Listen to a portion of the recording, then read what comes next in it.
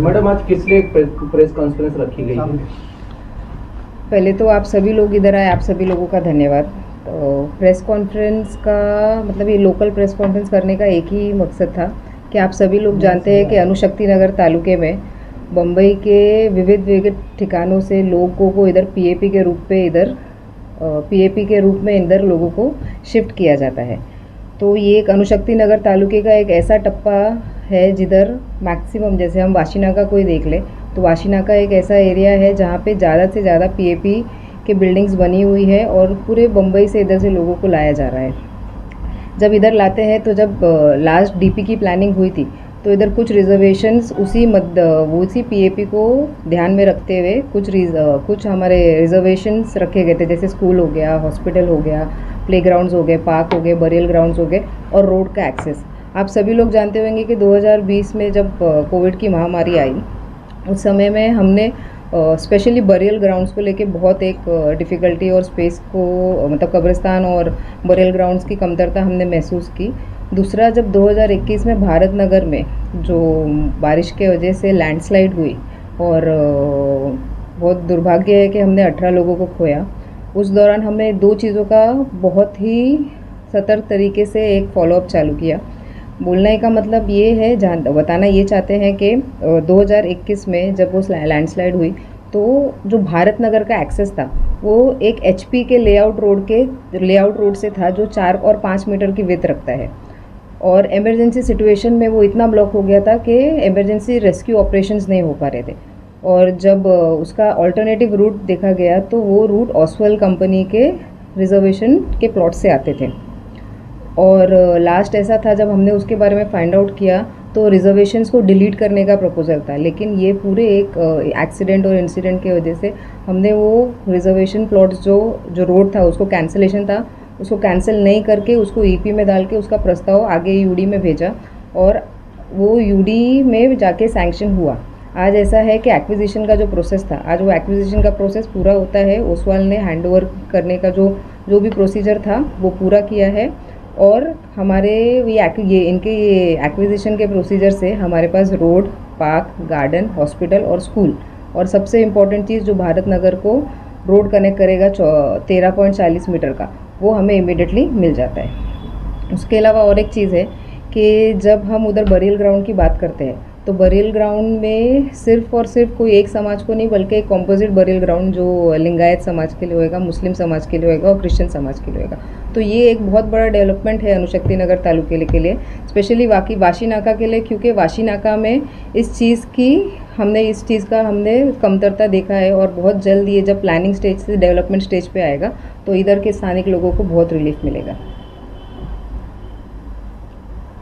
Ma'am, इतना वक्त क्यों लगा इस सब चीज़ों के लिए और वहाँ के लोग भी विकास कार्यों को लेकर काफ़ी बार चर्चा कर रहे थे, तो इतना वक्त क्यों लगा इन सब चीज़ों को? जब डीपी आता है, डीपी आने के बाद रिजर्व प्लॉट्स आ जाते हैं क्योंकि एक नई बस्ती बसाई जा रही है, पीएपी के बिल्डिंग्स बन रहे हैं। आपने देखा होगा या आपको जानकारी होगी तो माडा कॉलोनी हो गया, एमएमआरडी हो गया, आरएनए लेआउट हो गया, कुकरेजा हो गया, जे प्लॉट हो गया और हम आगे बढ़े तो एसडी केमिकल हो गया, वीडियोकॉन अतिथि हो गया। ऐसे करके हमने बहुत सारे पीएपीज बिल्डिंग्स देखे हैं जो वाशीनाका में और विष्णुनगर के साइड पे आई है।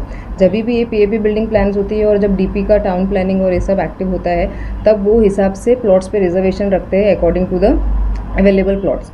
तो वो सब रखी गई। जब भी हम उसको डेवलप करने के लिए आगे बढ़ते हैं तो सबसे मेन रीज़न हो जाता है कि एक्विजिशन का, क्योंकि जब भी बीएमसी रिजर्वेशंस प्लॉट अलॉट करती है तो ऐसा नहीं होता है कि वो सिर्फ और सिर्फ बीएमसी या सरकारी ताबे में होता है, वो कुछ प्राइवेट लोगों के या कुछ कंपनीज़ के ताबे में भी होता है। तो जब भी वो रिजर्वेशंस आगे बढ़ाना है तो हमारा फर्स्ट प्रोसेस होता है एक्विजिशन, जहाँ मैंने आपको बताया कि एक्विजिशन से पहले हमारे पास एक बड़ा हर्डल था कि इन्होंने कैंसिलेशंस के लिए डाल दिया था, लेकिन ये सब जब इश्यूज आने लगे तो उसके ऊपर प्रॉपर फॉलोअप करने के बाद अब ये हमको मिला है कि कैंसिलेशन से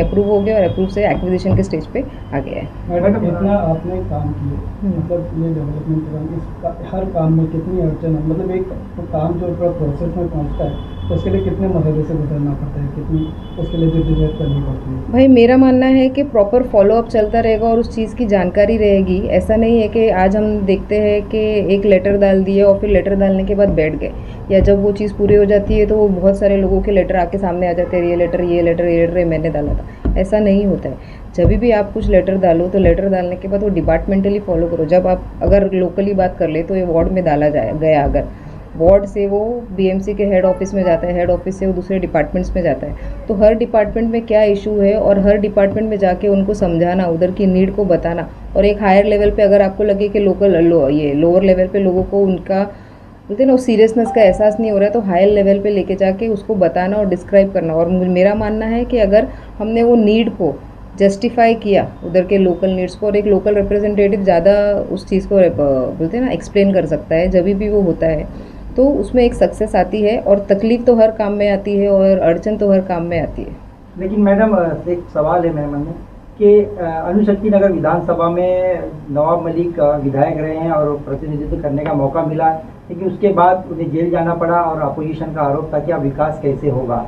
तो सना मलिक का इसमें क्या कैरेक्टर है और कैसा रोल रहा है आपका विकास कार्य के लिए? भाई आपको मैं बताना चाहूँगी, जब 2022 में 23 फरवरी को मेरे पिताजी को अरेस्ट किया गया, और कुछ टाइम पे ऐसे होता है ना, वो ईडी कस्टडी होती है, उसके बाद जेसी होता है। तो जब जेसी जाने के बाद जब मुझे उन्हें पहली बार मिलने का मौका मिला, तो उनका एक ही कहना था कि आप जिस तरीके से काम कर रहे थे उस तरीके से कंटिन्यू करो। तो उसके बाद उन्होंने जो बोल दिया, उसके बाद गोइंग बैक था ही नहीं। उसके बाद मैंने पीछे नहीं देखा। ये ऑफिस हमारी ऑपरेशनल नहीं थी, उनके मतलब उनके कस्टडी में रहते हुए हमने ऑपरेशनल किया ये ऑफिस। और ये करने के बाद धीरे धीरे हमारे साथ लोग जुड़ते गए, लोगों के अंदर विश्वास आने लगा कि नहीं भाई, भले ही हमारे आमदार नहीं है, तो उन्होंने उनके तौर पे जो उनकी बेटी उनके साथ काम कर रही थी, अभी वो अकेली भी उसी तरीके से काम कर रही है। ऐसा नहीं बोलूँगी कि मैंने हर चीज़ किया है या हर चीज़ कर पाई हूँ या हर मुद्दे को सॉल्व कर पाई हूँ, लेकिन मैंने अपने तरफ से पूरी कोशिश की है।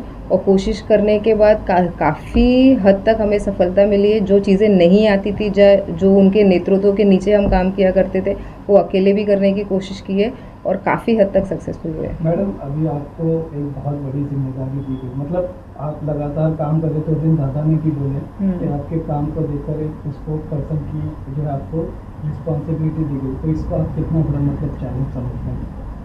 स्पोक्स पर्सन के तौर पे आज मैं पहली बार इधर बैठी हूँ आप लोगों के साथ। मैंने सोचा कि पहले लोकल हमारे जो साथी लोग हैं उनके साथ ही एक प्रेस कर लिया जाए। और सबसे बड़ा कि अगर लोगों ने मुझे जाना है या आप भी मुझे जानते हैं, तो मुझे अणुशक्ति नगर की वजह से ही जानते हैं, क्योंकि मैंने मेरा कार्य क्षेत्र अणुशक्ति नगर पे ही सीमित रखा है।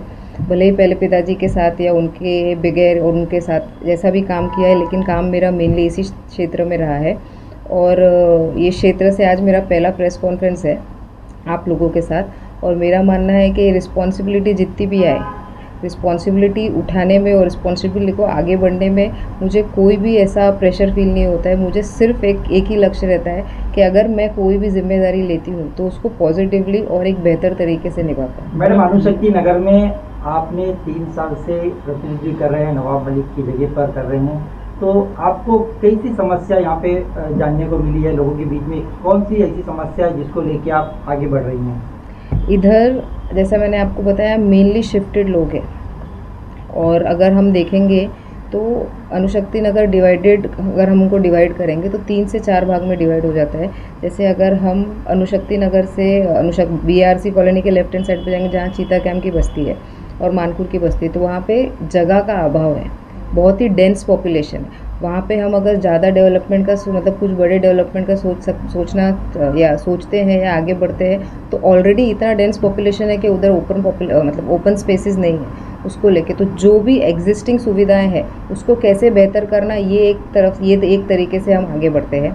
जब हम इस तरफ आते हैं वार्ड नंबर 144 और 146 में, तो ये एक थोड़ा सा बोलते हैं ना मिडिल क्लास और हायर मिडिल क्लास और इकोनॉमिकली जो स्ट्रेंथ रहता है जिनके पास, जो हाई क्लास सोसाइटी मानी जाती है, वो एक ये सेक्शन पड़ता है। और जब हम जाते हैं वाशीनाका के साइड, तो मेनली वही लोग हैं उधर, या तो उधर एसआरए प्रोजेक्ट्स ज़्यादा चल रहे हैं या तो उधर पीएपी के शिफ्टेड हुए लोग हैं। तो अगर पीएपी के शिफ्टेड हुए लोग हैं उधर, हमारे पास स्पेस जो है डेवलपमेंट के लिए काफ़ी है।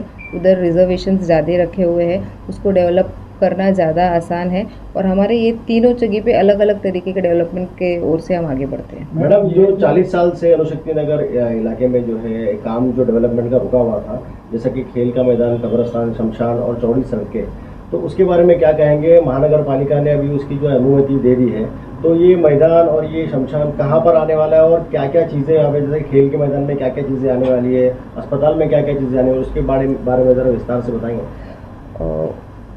कहाँ पे आने वाली तो एग्जैक्ट आपको बताओ तो आरसी मार्ग से, जब हम आरसी मार्ग से आगे बढ़ते हैं विष्णु नगर के साइड पे, तो उधर एक लेफ़्ट आता है, उधर HPCL BPCL के जस्ट पहले यूनियन कार्बाइड की एक प्रॉपर्टी जो अभी ओसवाल के पास थी और जो अब आज BMC महानगर पालिका के हाथ में आ जाएगी, वो जो एरिया है उधर तीनों जो ये पांचों जो रिजर्वेशंस है, जो स्कूल का हो गया, हॉस्पिटल का हो गया, कब्रिस्तान, दफन भूमि, लिंगायत समाज की दफन भूमि और क्रिश्चियन समाज की दफन भूमि, साथों साथ रोड, ये सभी जो है एक साथ एक गुट होके ओसवाल कंपनी के रिजर्वेशंस में आ रहे हैं। ये एग्जैक्टली आरसी मार्ग के जो मेन रोड है उसके ही लग के, मतलब ये चारों पांचों रिजर्वेशंस जो है हमको मेन रोड पे ही मिलेंगे। पहला जो है वो सिमेट्री का है, उसके बाद जो है स्कूल का है, उसके बाद जो है हॉस्पिटल का है, उसके साथों साथ हर चीज़ से लग के हमारे पास पार्क ग्राउंड और पार्क गार्डन और प्लेग्राउंड का रिजर्वेशन है। जहाँ तक डेवलपमेंट की बात है, जितने भी नॉन इंफ्रास्ट्रक्चर डेवलपमेंट्स है, जैसे स्कूल और हॉस्पिटल छोड़ के, सबसे प्रायोरिटी में उन्होंने बरियल ग्राउंड और पार्क, रोड और गार्डन को लिया है। नेक्स्ट स्टेज है जब हॉस्पिटल और स्कूल का है, उस हॉस्पिटल की प्रॉपर प्लानिंग, हॉस्पिटल का लेआउट, जो एरिया है टोटल तकरीबन 8,500 स्क्वायर मीटर का प्लॉट है जो हॉस्पिटल के लिए रिजर्व है। उसमें पेरिफेरल हॉस्पिटल या मल्टी स्पेशलिटी हॉस्पिटल, ये दोनों में से एक हॉस्पिटल बनना है। ये पूरे एरिया का सर्वे किया जाएगा, उसके रिक्वायरमेंट के हिसाब से एक इधर जो मल्टी स्पेशलिटी या पेरिफेरल हॉस्पिटल है वो बना जाएगा। और स्कूल की जहाँ तक बात है, स्कूल का फिर एक पूरे स्टूडेंट्स का और जो इधर लोकेलिटी है, कितने लोगों की आबादी है, कितने लोग और नियरेस्ट स्कूल कौन से है, ये सब का सर्वे करके एक प्रॉपर प्लानिंग की जाएगी। और उसके आगे जो डेवलपमेंट होगा हम आप लोगों को उसके बारे में प्रॉपर इन्फॉर्मेशन देते कब रखा जाएगा और लोगों को कब इसकी सुविधाएं मिल सकती है? आने वाले 2 से 3 सालों में हम देखेंगे जो नॉन इंफ्रास्ट्रक्चर डेवलपमेंट है वो सारे हमको आ जाएंगे। जैसे ही पूरी प्लानिंग हो जाएगी, कैसा है आज के टाइम पे सब प्लॉट्स डिवाइडेड है। हमारे पास तकरीबन 16,000 स्क्वायर मीटर का प्लॉट है जो सिर्फ और सिर्फ बरियल ग्राउंड्स के लिए है। फिर हमारे पास पार्क के लिए 44,000 स्क्वायर मीटर का प्लॉट है, स्कूल के लिए 8,500 का प्लॉट है, 13,000 स्क्वायर मीटर का प्लॉट प्लेग्राउंड के लिए, और जैसे मैंने बताया 8,500 हॉस्पिटल के हैं। 13.40 का रोड है। 13.40 का रोड जो है भारत नगर को जो कनेक्ट करेगा, एक्सेस मिल जाएगा और जो मेन एक्सेस बन जाएगा, उधर तकरीबन 25-30 हज़ार की आबादी है। तो वो जो आबादी को जो मेन रोड से कनेक्ट होएगा इमिडिएटली, उसमें अगर कुछ स्ट्रक्चर्स आते हैं तो उनका भी रिहैबिलिटेशन करना होगा। तो ये एक प्रोसेस जो है, आज सबसे बड़ी कामयाबी ये है कि ये प्रोसेस जो अटका हुआ था, जैसे भाई ने बताया कि 40 साल से जो अटकी हुई चीज़ें थी वो आगे बढ़ रही है और एक बहुत पॉजिटिव स्टेप है। और आने वाले कुछ दिनों में हम उसको एक एक करके डेवलप होते देखेंगे। हॉस्पिटल की खास करके खासा हालत है और जिसको लेकर लोग परेशान होते हैं। जैसा अपना दवाखाना खुलने के बाद भी वहाँ पर सुविधाएं नहीं, ऐसा लोगों का कहना है। अच्छा बेहतर हॉस्पिटल हो, ऐसा बार बार लोगों की तरफ से अपील किया जा रहा है। अणुशक्ति नगर काफ़ी बड़ा इलाका है, विधानसभा है, और ऐसे में एक अच्छा हॉस्पिटल, आधुनिक हॉस्पिटल होना ज़रूरी है। लेकिन वो नहीं, ऐसे ही बोला जाता है, लेकिन अभी तक वैसा हॉस्पिटल बना नहीं है। देखिए, आप सभी लोगों को जानकारी होगी कि 2013 में जब मेरे पिताजी ऑलरेडी आमदार थे और फर्स्ट टेन्योर था उनका अणुशक्ति नगर तालुका में, तब इधर की सुविधा, ये जो शताब्दी हॉस्पिटल है उसकी सुविधाओं को लेके बहुत बार क्वेश्चंस उठाए गए। तो उनका ऐसा मानना था कि जब तक इधर एक मेडिकल कॉलेज, क्योंकि पूरे सबर्ब्स में, मुंबई सबर्ब्स में कोई भी मेडिकल कॉलेज नहीं है, तो वो प्रस्ताव जब उन्होंने रखा तो उसका पहला जो पड़ाव था वो था कि ये हॉस्पिटल जो है इसके बेड्स को बढ़ाना।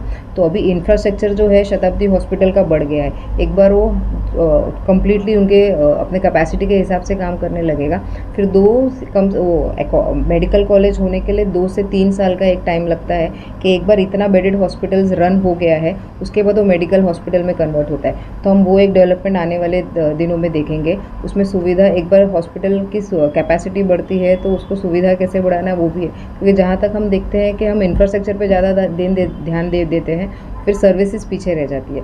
तो अभी नेक्स्ट स्टेप हमारा है इंफ्रास्ट्रक्चर आ गया, अभी उसके सर्विसेज पे ध्यान देंगे। आपला दवाखाना एक बहुत बेसिक है जहाँ हम सर्दी खांसी इसके लिए एक MBBS डॉक्टर बैठ रहा है जो फर्स्ट इमीडिएट OPD होता है वो होता है। अगर उधर से कोई इश्यूज आते हैं तो उनसे कनेक्टेड जितने भी BMC हॉस्पिटल है उनके पास उनको भेजा जाता है। जहाँ तक दूसरे हॉस्पिटल्स की बात होती है तो शिवाजी नगर मतलब वाशीनाका में जो शिवाजी नगर है उधर एक मैटरनिटी होम का रिजर्वेशन था जिसको हमने पेरिफेरल हॉस्पिटल कन्वर्ट करने के लिए प्रस्ताव रखा था। और आपको आज आप इधर आए ये मुद्दा नहीं था, लेकिन ये बताना चाहूँगी कि वो पेरिफेरल हॉस्पिटल का जो हमारा प्रपोजल था वो भी सैंक्शन हो गया है। अब उसमें कौन सी फैसिलिटीज़ आएंगी और क्या प्लानिंग होगी वो आपको जानकारी जैसे मेरे पास आती है वैसे आपको बताया जाएगा। तीसरा, अभी जहाँ तक हमने देखा शताब्दी हो गया और ये शिवाजी नगर हो गया, और ये अभी जो हमारे पास ओसवाल अनिगांव के पास जो RC मार्ग पे आएगा, तो ये भी पूरा सिर्फ और सिर्फ अनुशक्ति नगर तालुकों के नहीं, उसको रोड पार्क की तरफ हमारे पास चेंबूर विधानसभा भी है। तो ये पूरे एरिया को ये एक तरीके से कैटर करेगा। और सिर्फ इंफ्रास्ट्रक्चर नहीं, इंफ्रास्ट्रक्चर के बाद उनकी फैसिलिटीज़ और सर्विसेज कैसी है और कैसी होनी चाहिए उस पर भी पूरा ध्यान रखा जाएगा। मैडम, जिस तरीके से अस्पताल की बात कर रही हैं आप, अगर देखा जाए BMC के फिगर के हिसाब से तो डॉक्टरों की कमी है, जिसमें MBBS MS की भर्ती नहीं ली जा रही है, उसके बावजूद अस्पताल को बढ़ाने की बात कर रहे हैं, तो लोगों का कैसे इलाज हो सकता है? अभी लास्ट जब मेरे पिताजी कस्टडी में थे तब हमने ये मुद्दा तभी भी MC के पास रखा था और हमारे जो पार्टी के वरिष्ठ है उनके पास भी रखा था, उनकी कुछ बातचीत भी हुई थी और तभी भी MC ने ये हमको वो दिया था कि आगे की जो भर्ती है उस पर मेन उनका इश्यूज़ आता है कि उनका जो मंथली का जो पैकेज होता है, मंथली पैकेज का एक मेजर इशू है, तो उसको एक कैसे करके उसका GR निकाला जाए और उसको कैसे रिजॉल्व किया जाए उस पर पूरा काम चल रहा है।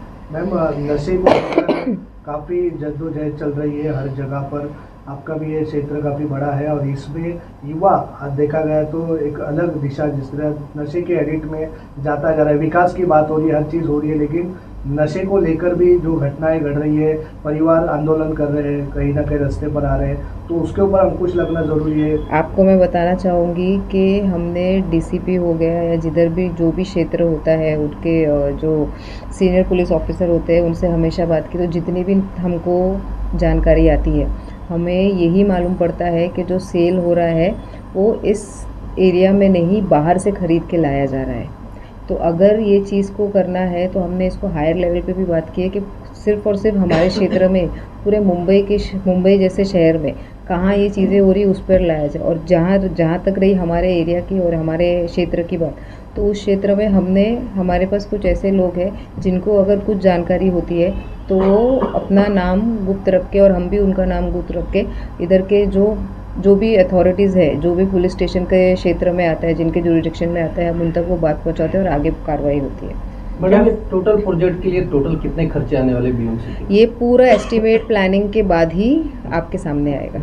मैडम, फ्यूचर में भी जैसे ये तो आपके इतने सारे प्रोजेक्ट्स चल रहे हैं और फ्यूचर के लिए क्या प्लान है? फ्यूचर के लिए और भी बहुत प्लान्स है आने वाले टाइम पे। जैसे आप सभी को मालूम है हमने इधर काम किया है, काम करेंगे, तो हमारा मैनिफेस्टो रिलीज़ होएगा, उस पर कुछ बड़ी डेवलपमेंट्स है जो हमने किया है। आगे भी आपको आने वाले हफ्ते में भी एक बहुत अच्छा आपको मैं गुड न्यूज़ देती हूँ अनुशक्ति नगर क्षेत्र के लिए। उस पर भी एक हमने मेरे और मेरे पिताजी के प्रयासों से और एक बहुत बड़ा प्रोजेक्ट इधर ऑलमोस्ट बोलते हैं ना सैंक्शन वाले उस पर आ गया है, उसकी तो टेंडरिंग प्रोसेस भी चालू हो रही है। तो ये जानकारी आपको मैं जैसे जैसे टाइम आता है वैसे वैसे देती हूँ। क्या सना मलिक को अनुशक्ति नगर विधानसभा का नेतृत्व करने का मौका मिलेगा? भाई, मैंने काम किया है, या मैं बोलूँ या हमने काम किया है, हम काम करते रहेंगे। नेतृत्व का मौका की जहाँ तक बात है वो आगे की बात है, लेकिन बेशक रूप से हम इस सीट से लड़ेंगे। ओके।